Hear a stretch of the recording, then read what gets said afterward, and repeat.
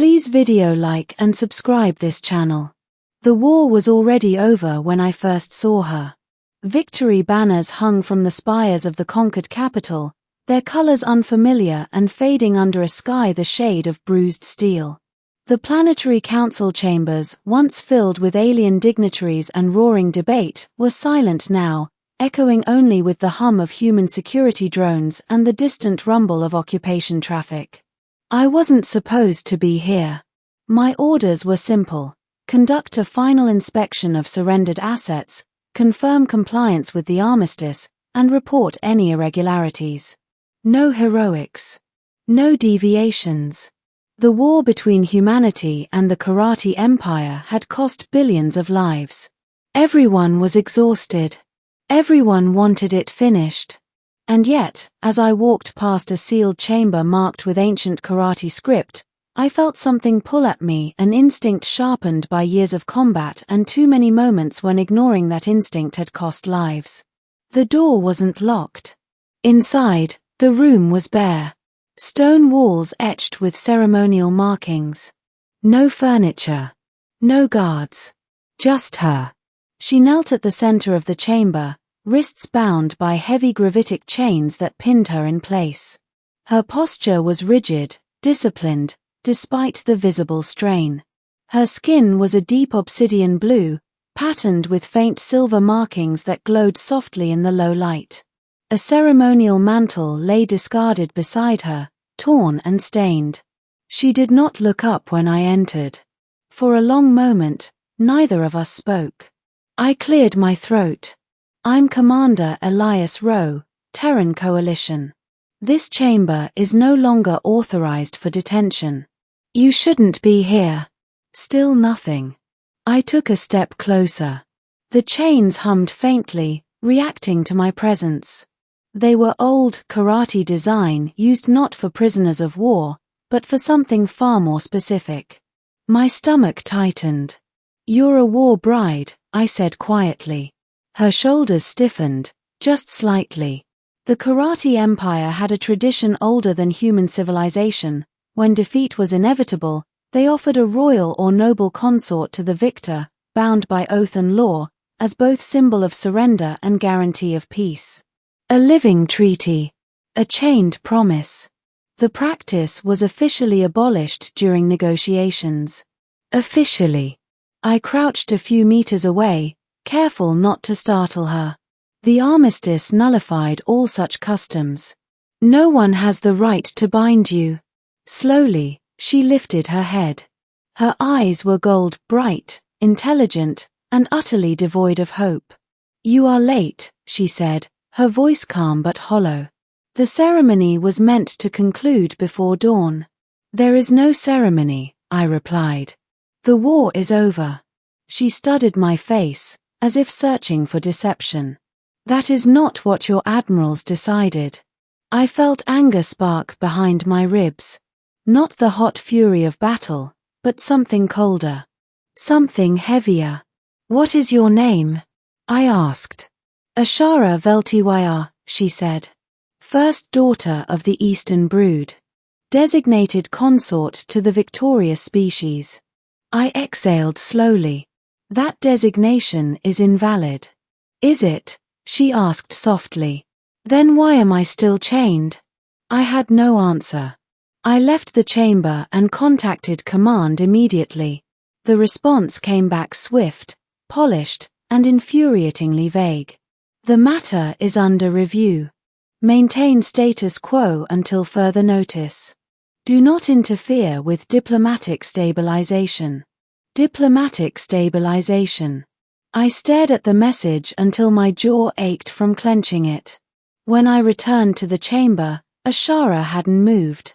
They're stalling, I admitted. This shouldn't be happening. It always happens, she replied. Your kind calls it strategy. Mine calls it sacrifice. I hesitated, then asked, did you volunteer? Her gaze flickered, not to me, but to the chains. I was chosen. That is considered an honor. Do you believe that? She was silent for a long time. No, she said at last. But belief is irrelevant. The room felt too small, too quiet. I noticed then the marks on her wrists, abrasions beneath the chain cuffs, faint tremors in her hands she was trying very hard to suppress. "How long have you been here?" I asked. "Since the final bombardment," she replied. 3 cycles.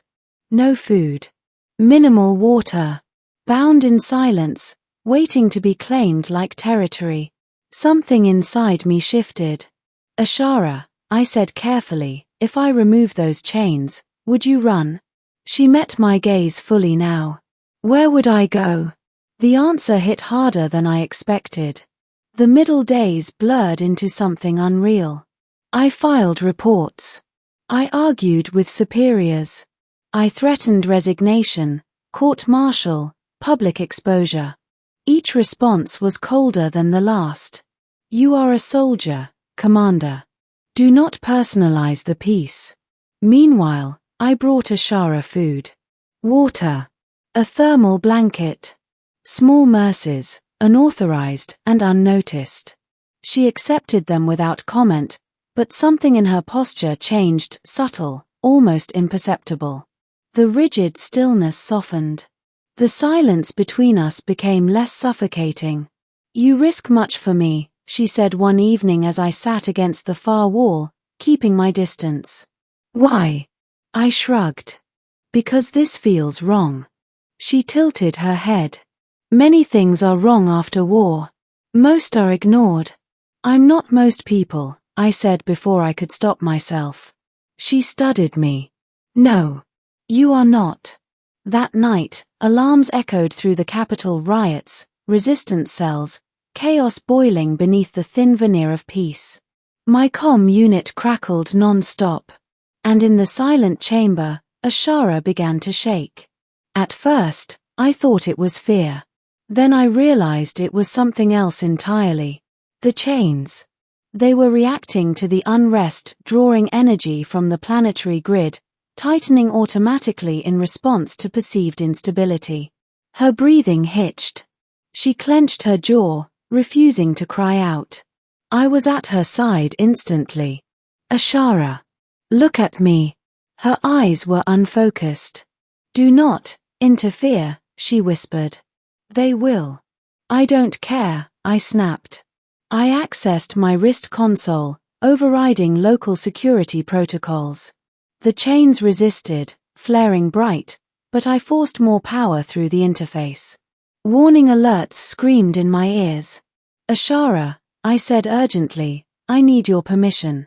"For what?" she gasped. "To break the bond.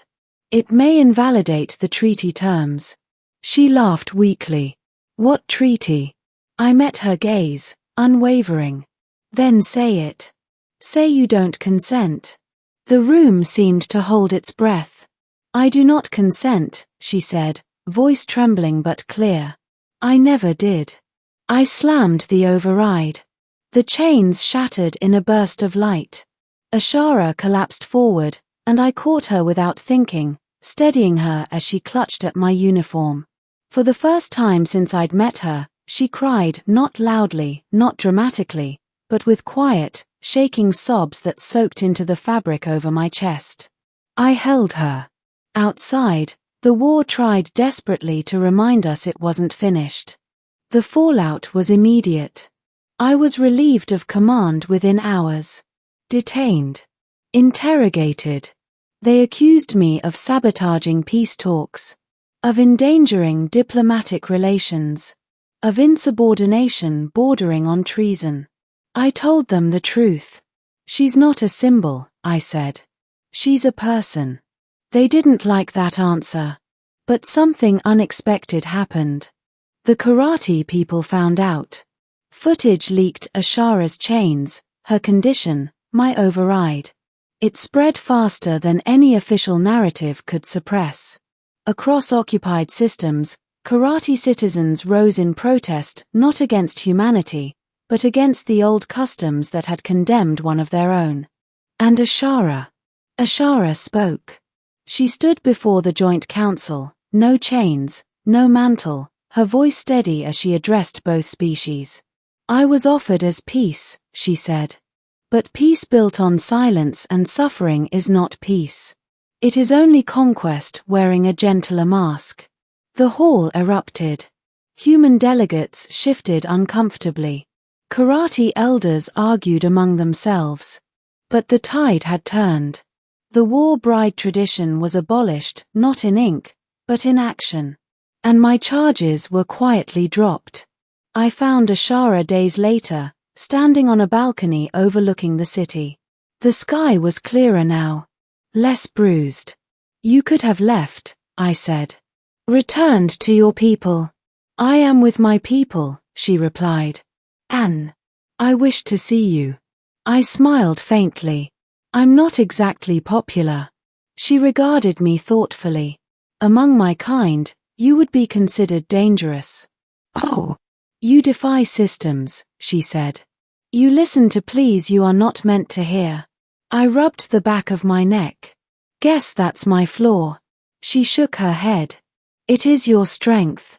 We stood in silence, not the suffocating kind this time, but something peaceful. Earned. Ashara, I said quietly, what did you want to say to me, back in the chamber? Before everything happened. She turned to me, golden eyes soft but resolute.